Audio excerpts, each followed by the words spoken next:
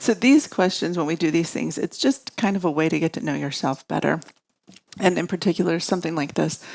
I have a friend years ago who said that, she would be happy when she got a Jeep and when she got a baby grand piano. And there are a few other things on the list. And she got all of them and she still wasn't happy. There are the people who say, I'm going to be happy when I have a relationship. And you get a relationship and you're not happy. But if you look back, has some form of this desire always been present?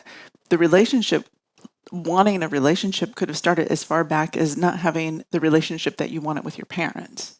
So then if I have a relationship with a friend, or if I have a relationship with a partner. So if you look, these desires, they can change form, but the root tends to be the same. So it's just a way of, maybe at some point you want to go back and look at this and see, is this still kind of one of those lurking things within you? Okay, so last week we had talked about how the brothers had received a curse and they were going to be born as demons. And then, so we're going to talk a little bit more, and we've mentioned briefly how the three brothers represent the three gunas, and the gunas are in us. The three gunas are in us. The three gunas are in every aspect of nature. So you have Ravana, who is this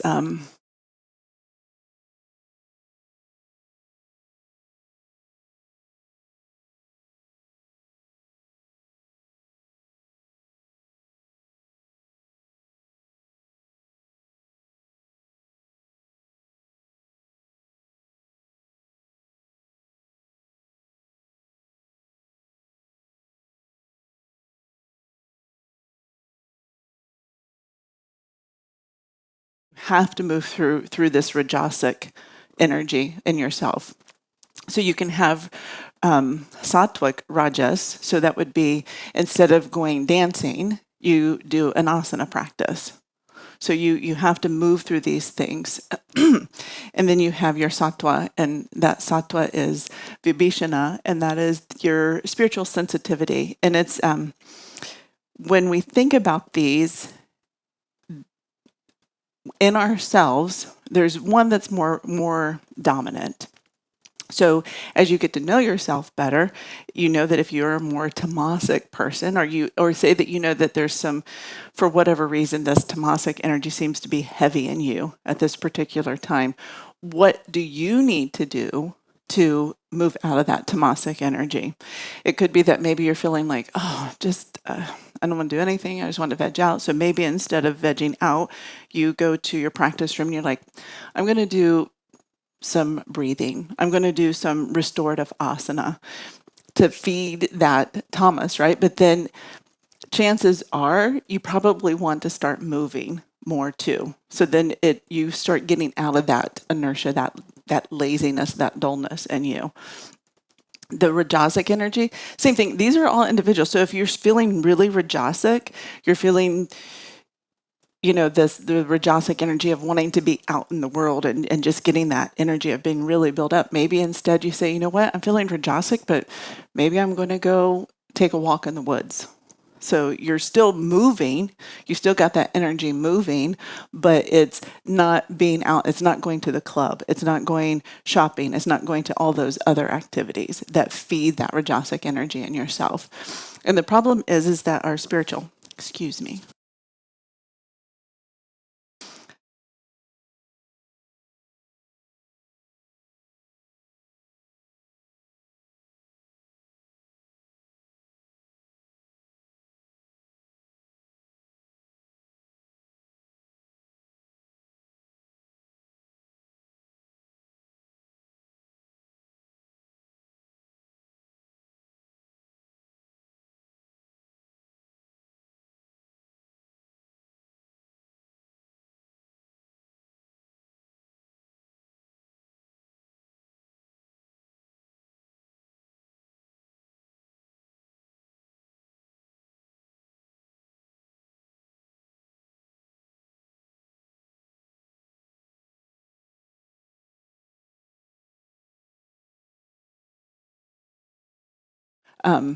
Don't let the tamasic energy build inside of you. the Rajasic energy. You say, okay, I'm going to go and I'm going to do my practice, and somebody invites you to a party and you're like, okay, I've got to leave this party by whatever, 8 o'clock, so I can get home, I can shower and do what I need to do so I can get ready for bed, so I can make sure I'm up. Then, you're getting ready to leave and somebody's coming in with a slew of drugs, right? And you're like, oh, I'm gonna stay here because there's some Molly coming out now. So then suddenly, instead of going home and going to bed, you're rolling, and then now you're going to bed when you should be. So you're finished at 5 o'clock when you should be getting up. So now, because the Rajasic energy is also very much that fear of missing out energy. That energy of it's so restless. What if I miss out on this really great time here? What if you do? What if it's not going to help you become a better person? Then you want to miss out on those times. So you want to be really, and so anytime those sattvic energies win inside of you, you want to applaud them. You want to, because if you think about like Ravana and Vibhishana and Kumbhakarna, right? They were living together, and even though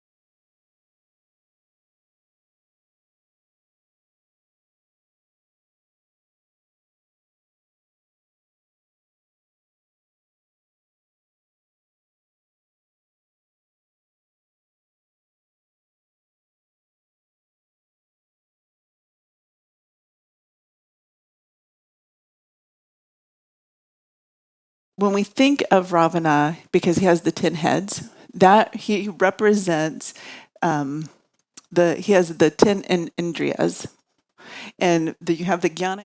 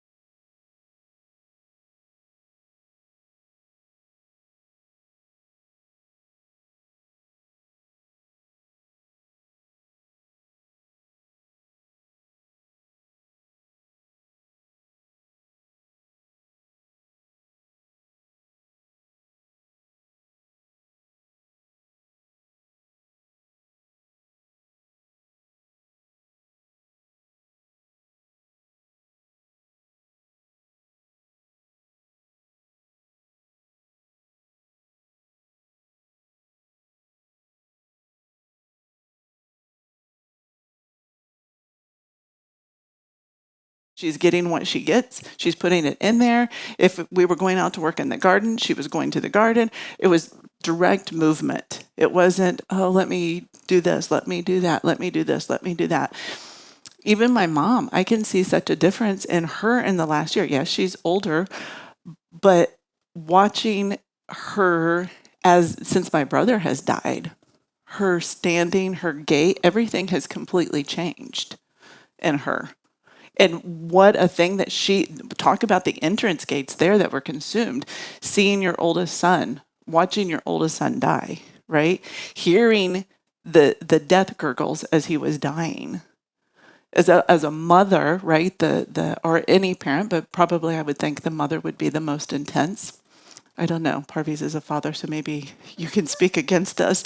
And I don't have children, two-legged children in this lifetime, but the mother who's housed this child, right, and watched him grow up and watched him do all these things, I would think that intensity would be a bit more for a mother. You would agree? So of course, everything about her exits are going to change from that intensity of seeing through those entrance gates. So this is where we need to be. If you don't think this is what you watch is going to impact the way that you have relationships, the touch that you seek. If you're watching rom-coms all the time, you're going to have a different expectation for the way that you receive touch. If you're watching violent movies all the time or violent documentaries all the time, it's going to change the way that you want that touch, the way that you have that touch, the way that you receive that touch. We've talked about when we're eating, you don't eat when you're angry. You don't cook when you're angry. Because that is something that you are receiving directly on so many levels. If I'm in there cooking and I'm angry, I'm putting that energy into the food, but the senses of seeing, the senses of chopping, all of that stuff as it's going into. So once again, if I'm angry, if I'm chopping some vegetables and I'm just banging and knocking them down. So you need to be really mindful of your entrance gates and how they compare to your exit gates, because the two go hand in hand. So this is where Ravana represents his 10 heads, and they all had.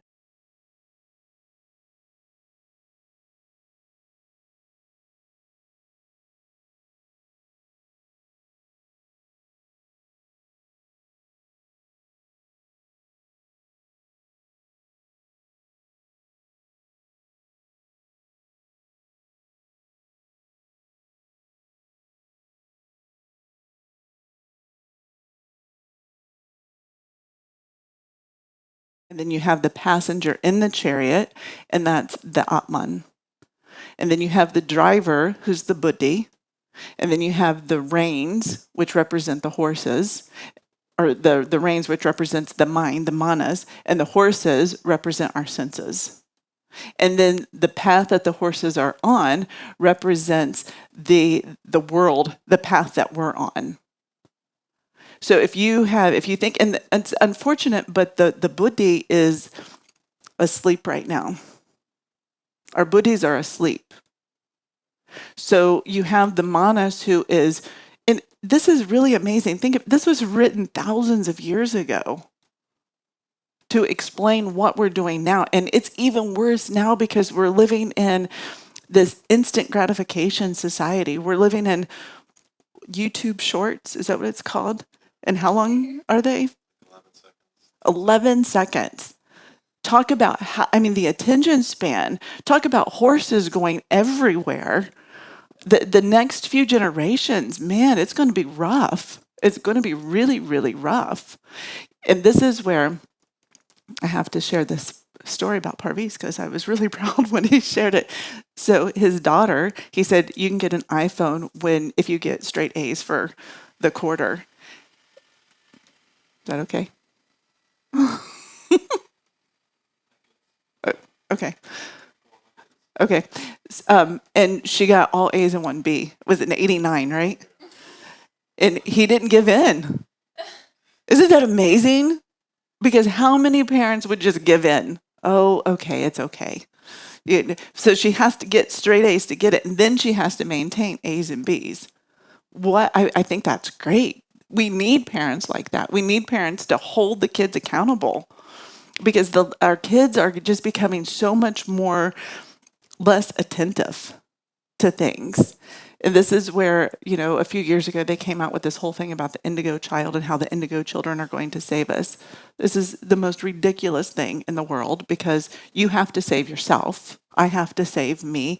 And like attracts like. And we're becoming more and more Rajasic, especially in the US. So the energy that we're going to draw to us, and I'm talking the energy meaning the next generations that we're drawing to us, is going to be more and more Rajasic. Why would a purely Sattvic individual want to come here? I love this story. It was back in the 20s or 30s. They started excavating some land in India, and they uncovered some yogis who were in the ground in deep state. And you can Google this, you can read the articles about it. And they uncovered them, and then the yogis came out of samadhi, and they said, "What period are we in? What yuga are we in?" And they said, "Oh, we're in the Kali Yuga." And they were like, "Mm-mm." And they just checked out. I mean, so if you think about what Sattvic person would want to be here during this time, where our energies, the horses are not only going here, there, and everywhere, right? But they're getting stronger going here, there, and everywhere. It's not like we have one pull for one desire. We have 500 desires that we want fulfilled. And when those get fulfilled, there's 500 more waiting behind it to be fulfilled. So you have the manas, which is the mind, who is the foreman of the factory. And the factory and the buddhi is supposed to be the owner of the factory. But the buddhi is asleep because this is why we have the inner dialogue is so important. When you're talking to the mind, right? You have this conversation with the mind. You're having the buddhi is having a conversation with the manas. And you have the mind who doesn't want to do a bad job. The mind isn't really out to try to throw us for a loop. The mind isn't out to make us suffer. The mind is doing what the mind does. Think about it. When you have structure in your life, is there anyone in here who, when you're on a really structured, disciplined program, that you just don't feel much better? If you say no, I'm going to call you a liar. Because kids thrive on structure. Kids thrive on discipline. I'm not talking where you smack them upside the head. I'm talking where, okay, it's time for bed. You have this time to do homework. We eat dinner at this time. We do this at this time. You have this set program. And discipline actually gives you freedom. Because if I have this discipline and I know what I'm going to do, then I'm not going to spend all these countless hours doing things that are going to deplete my energy.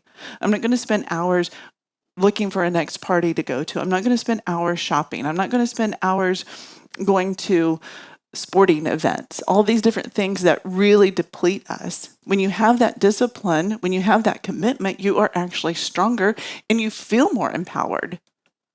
We were watching the neighbor across the street a week or two ago, but she was taking her two dogs out for a walk and haven't seen her since. Take them out for a walk. And they're really sweet dogs. They're really, really sweet. But it looked painful the way that they were just doing. And she was like all over the place. With the boys very early on, I explained to them, I'm going to enjoy this walk. Not just you. We're walking for me as well. But that's what the mind is doing. It's just pulling us all over. And what happens to the mind, who's the foreman, who needs the boss to come back in and take charge? What happens is that you have the senses who are screaming, I want this, I want this, I want this, I want that, I want that. So the mind just follows whichever one's screaming the loudest. That's what the foreman does. The foreman's just going to go with which, because there's not a good system set up. So we need to manage out. Is that what it's called? some of these folks, some of these desires, some of these senses that are just have complete control over us. So this is sit down and really think, what is it? What are your strongest desires? And think about how you feed those through your entrance doors. So say that you really want a relationship. What do you look at?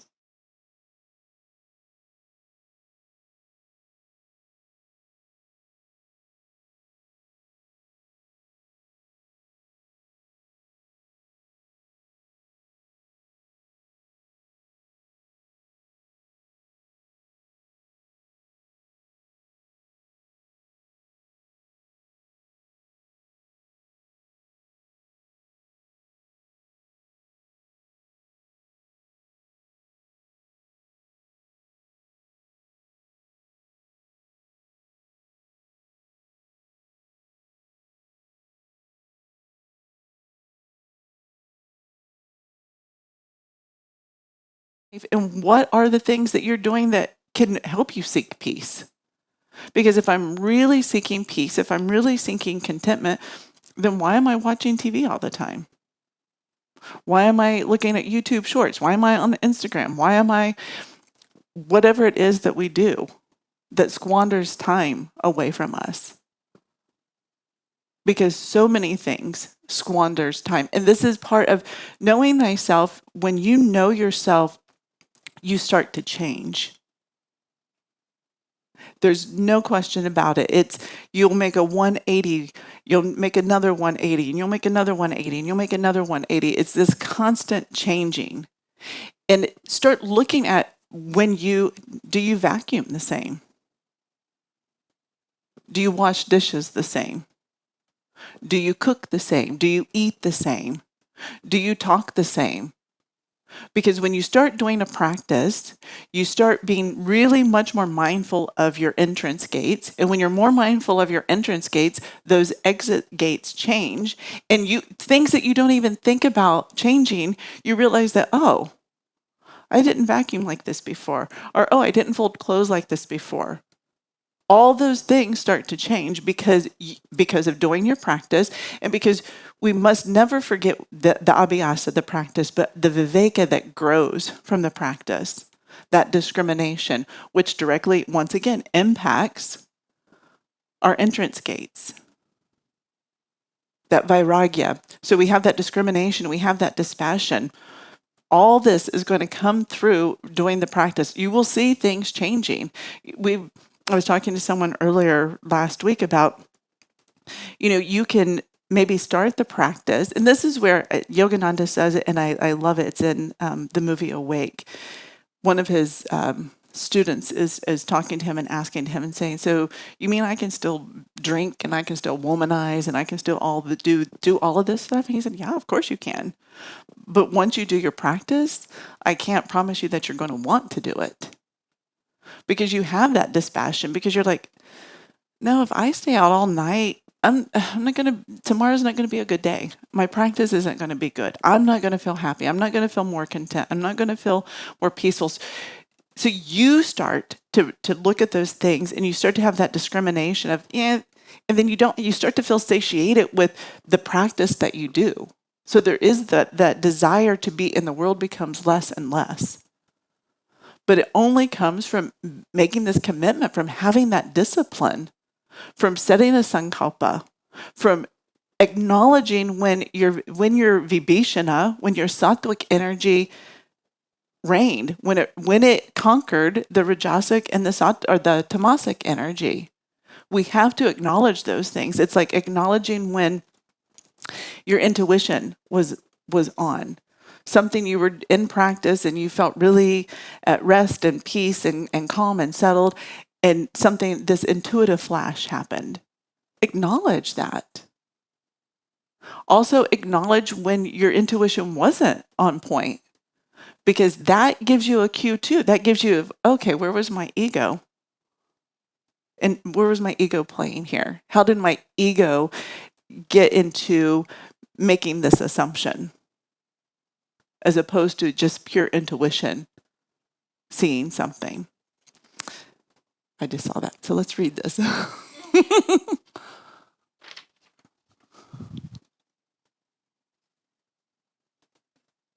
An action that is done with a tranquil mind is a sattvic action, but an action that is done with a desire to selfishly enjoy the fruit, with a view always to keep it for one's own enjoyment, ignoring its cost in labor and effort, and with overwhelming confidence in one's own ability, that action is rajasic. Sattvic actions are performed without egoism, without thought of enjoying the fruits, without attachment, lust, or hatred.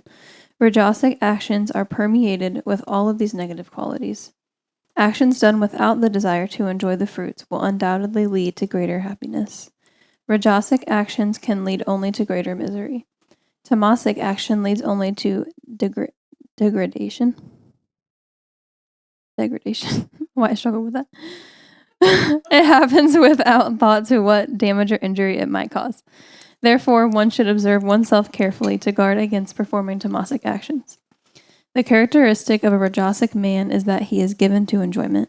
He has a keen desire for pleasure. At the root of all his activities lies the drive for enjoyment. He naturally seeks enjoyment from the fruits of his own action. He who is attached to pleasure is bound to be greedy. Having gotten some pleasure, he yearns for more pleasure. Having lost them, his grief is beyond description. Joy and grief swing his mind one way or the other. Thus he is perpetually agitated. Such a restless man finds it difficult to really enjoy any pleasure. On the spur of the moment, he can become violent, especially if he confronts any obstacle in the way of his enjoyment. He may even react and try to destroy it. This increases the hatred and violence in a rajasic man. Violence is always accompanied by uncleanliness of body and mind. Where enjoyment, greed, and violence dwell, it is impossible to maintain the body, speech, and mind in serenity. The characteristics of a tamasic man are ignorance and delusion, for he has no competence to do anything skillfully. A tamasic man is devoid of good conduct because of his very ignorance. Only a man of good conduct can become a good human being. A tamasic man is completely devoid of true knowledge.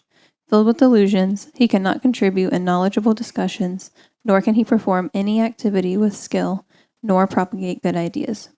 He remains lazy and dull in all circumstances. In the absence of inspiration, there is no possibility of self-advancement through action, work, or duty. When unable to grow through one's own actions, duties, and efforts, the mind begins to run in crooked avenues of tamas, and one always grieves over failure. Such a man begins to hate others. He never rejoices at other people's success. He is always sad, gloomy, and hateful. Pleasures can also be classified as sattvic, rajasic, and tamasic. The sattvic pleasures in the beginning seem to be painful, but their results are beneficial in the long run.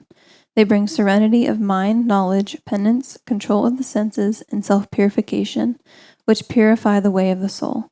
Sattvic pleasure finds joy everywhere, in all conditions in life, in the control of the mind and in self-realization, as well as in doing action selflessly for the sake of humanity as a worship to God. Rajasic pleasure is produced by contact of the senses with their objects. It vanishes when the object vanishes. Rajasic pleasure ends painfully. Tamasic pleasure deludes the soul from beginning to end. Tamasic pleasure is pain, which produces misery. It increases sleep, laziness, and inactivity. A tamasic man does not feel like doing anything. He feels pleasure in laziness. A sattvic man feels pleasure in balanced, tranquil, and serene conditions. Nice. One of the other things that they talk a lot about in the Katha Upanishad is Shreya and Preya. And Shreya are those things that we do that are good for the soul. Preya are those things that we do for pleasure seeking. So maybe make a list of things in your life that you are that lead more towards Shreya, towards that good that will sustain you, or Preya, those momentary feelings of pleasure that's all they are. They're just momentary and then they're gone. And then you're seeking another one. But that goes back to the horses being all over the place. And that goes back to the mind, who's the reins, right? But if the horses, if the senses, the factory workers, if they're screaming the loudest, that's where the mind's going to go. We've got to do things to put the buddhi back in charge. So that would be doing a pranayama practice, doing a meditation practice, doing a contemplation practice, sitting with your inner dweller and having a conversation with your inner dweller. Because if you think about ways that your mind, that your senses are controlling you, how often do you sit and you've suddenly you find yourself in the social media void? An hour's gone by. That what have you done? You've just been on social media, and what has that served, right? So we get caught in these voids of time, and then that's we don't get it back. We can't space bank that. It's not a timeshare where you can space bank your points. Those hours that are gone in this lifetime are gone, never to be reclaimed again. You know, this we get the senses, instead of saying, you know what, I'm going to go home and I'm going to make a meal tonight. I'm going to make a meal tonight because I know when I eat my food that I prepare, I feel better. But instead, we're like, no, you're all ready to go. You're all ready to make that meal. And then you get halfway home and you're like, no, I'm going to order. I'm going to order out, and whatever can be delivered can. We're kind of lucky here. Nothing really gets delivered here. So all these things that we do, those are the senses making us lazy. Because if I go home, even if it is a very simple meal, but I've prepared it myself, it becomes more sattvic. And if I eat it, in a surrounding without this mixed energy, this, I think it was Roy Eugene Davis that told this story about Yogananda, that if they would go out somewhere in the world or whatever, he had a hanky. I don't know, it wasn't really a hanky, I forget what it was, but anyway, like a little towel that he would put on the chair before he would sit down, because he wanted to block that energy of the other people that were using that chair before him. So if you have someone who right, that's why I don't do that, but I have indoor clothes and outdoor clothes. Because I don't want to bring that. It's not homogeneous. I don't want to bring that energy in. And if I'm sitting down to do something on the computer, to do the newsletter or whatever, I want a certain energy there. Going to your practice room. If you can keep outside clothes out of your practice room and have certain clothes that you do your practice in, you don't have to wash them every day. But maybe you have a practice outfit that you wear for the week, that you're going to put this on when you sit down to practice. And it will become charged. Everyone's felt their malas, everyone's felt their yoga mats. It has a different energy to it. And you like that energy. You want to be on your yoga mat. You don't want to have to sit on someone else's yoga mat. I don't, besides Greg's. But these are things that, if you do your own little litmus test, do your own examination and see what happens when you start doing those things. But once again, this goes back to the entrance gates, the exit gates. But it goes back to the practice. It goes back to the discrimination and the dispassion.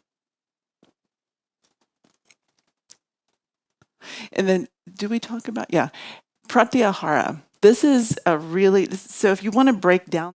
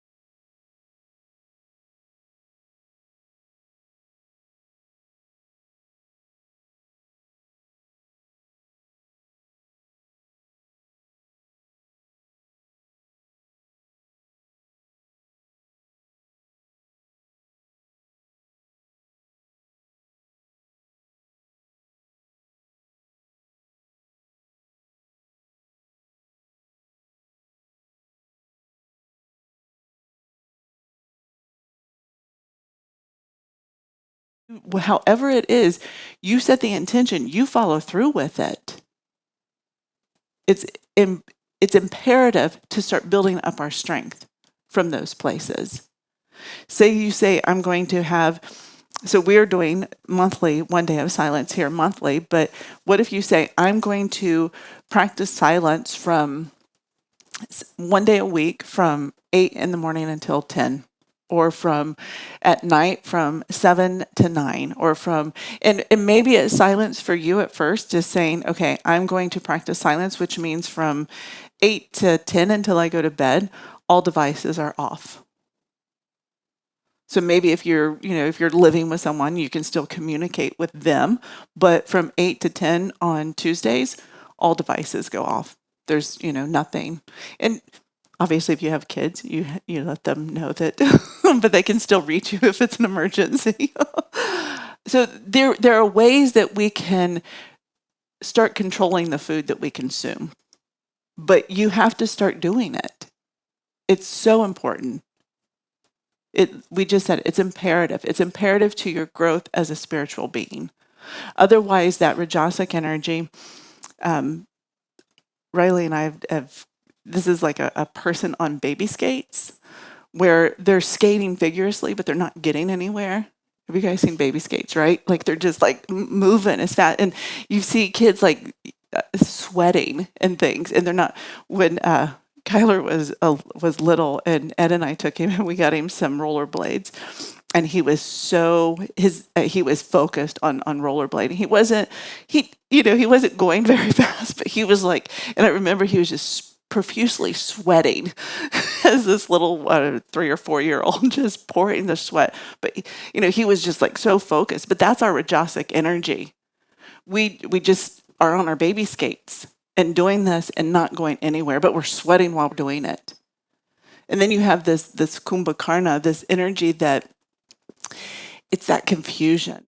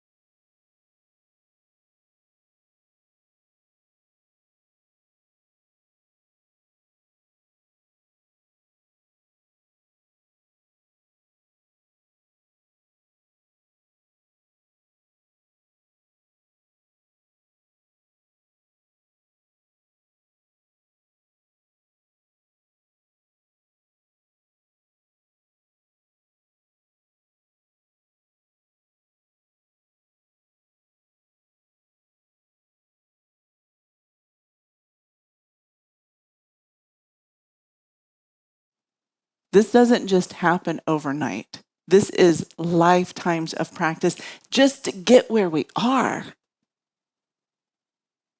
And we should be thankful that we are where we are, because we have this desire that we know that there's something more. And we have this desire to understand what that more is. And then we are so, our karma just happens to give us the coming from a living tradition, which is so much better and so much more powerful. I mean, we come from a tradition that still is alive and well. We come from a tradition that if we are putting an earnest effort and we are committed to this and we fall and we get stuck, one of the sages from this tradition will be there to help us. So we have everything we need. We just have to put in the effort to do it.